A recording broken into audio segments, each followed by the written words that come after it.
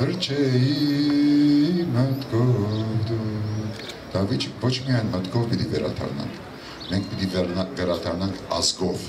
մենք պիտի վերադառնանք մեր հոգով, մեր մարմնով, մեր նոր սերունդով եւ մենք այս արտագաղթը պիտի դարձնենք, շրջադարձենք եւ դարձնենք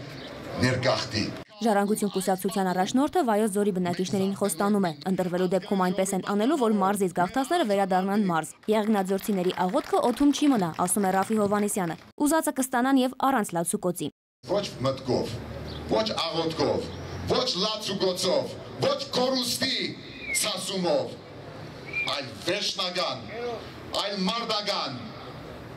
աննախադեպ ձևով մենք իշխանությունը վերադարձնելու ենք շարքային հայ մարդուն։ Որ քաղաքական ուժին վստահել, կողմնորոշվելու համար Ռուբեն Հակոբյանը կոչ է անում մասնակցել քարոզարշավներին եւ թույլ չտալ, որ ընտրողները խոստումներով կաշառվեն, գան ու տեղում ճշտեն, թե ովքեր են իրենց խոսքի տերը։ Ժառանգությունը ունեցավ շատ փոքրիկ,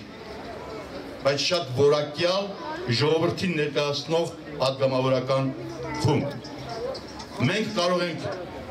ձեր օգսերը, մեր պետության օգսերը, մեր պետության հարցերը լուծել, եթե իսկապես այդ որակյալ փոքրիկ քանակությունը դառնա լուրջ քանակություն։ Ժառանգություն կուսակցության պատգամավորի տեխնացուները Մալիշկա գյուղում են։ Վայոց ձոր այցելության հենց առաջին պահին Ռաֆի Հովհաննիսյանը խոստացավ քիչ խոսել եւ լսել բնակիչներին։ Քանդվել է, բայց այլևս երբեք չի քանդվելու եւ մենք պիտի գառուցենք, բայց քանդվում է։ Այդ մի օրը ասում եք, անցնում է, մոռանում եք, դրանից հետո քանդում է։ Չէ, ձեր ընտրությունից կախված է, հա։ Հաննաղ ես քեզ ինտերես եմ, բայց շկամ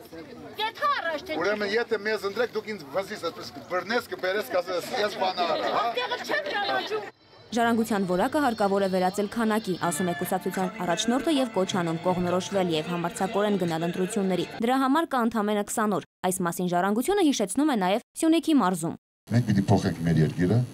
Սա նույնպես իմ քաղաքն է, սա իմ մարզն է։ Սյունիքը նաեւ իմ բադվի հարցն է, որտեղ ոչ միայն դարպաս է,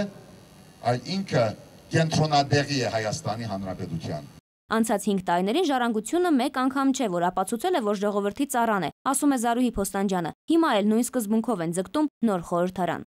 Այսօր ժառանգությունը ասում է գալիս ենք միասին սարեր շարժելու։ Ժառանգությունը ասում է, որ մենք գալիս ենք կազմելու այն կառավարությունը, որը պետք է ծառայի հայ ժողովրդին։ Իրենք Գորիսեցու ձայնն ու արժանապատվությունը չեն մուրում, հիշեցնում են միայն, ապագան ընտրողի ձեռքում է։ Թերեզա Կադաևչյան, ժամը լրատվական։